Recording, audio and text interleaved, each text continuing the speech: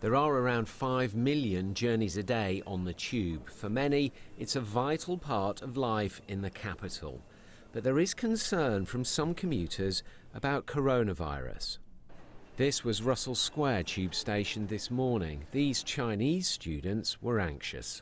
We are worrying about it, but public is not very worried.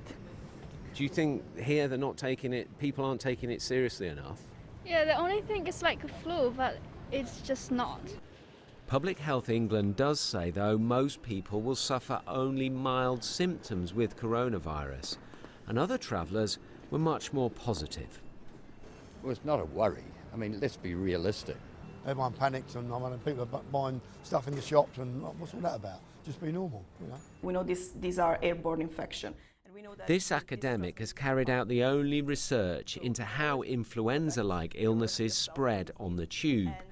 While it's no different to other areas with large crowds, using Oyster card data, she looked at how many contacts with others a passenger makes travelling on the tube and the chances of catching something. She says there are similar lessons for coronavirus, as that too can be airborne.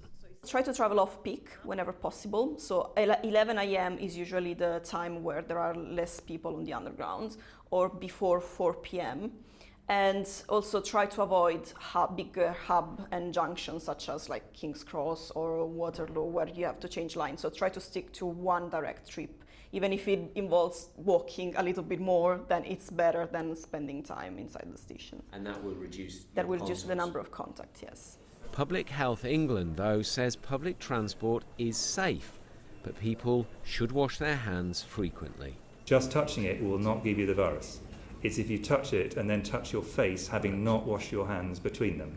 So if you go into the tube and you touch the rail, that's fine, but just be aware of what you do with your hands. Don't touch your face, wash your hands, and then you can do what you like. But if the spread of the virus increases, could public transport close? TfL's own contingency plan says conditions may cause TfL to curtail some or all activities. The latter is considered most unlikely. Well, we may just put out some information posters just to remind people that washing their hands and ensuring that when they've been out and about in the city, wherever that is, that they keep their hands clean. We'll probably put some advice out about that, but I think the public is pretty sensible. The London public in particular knows the advice that's out there. We'll continue to follow that advice and help Londoners get around the city. The message to Londoners remains: keep calm and carry on. Tom Edwards, BBC London.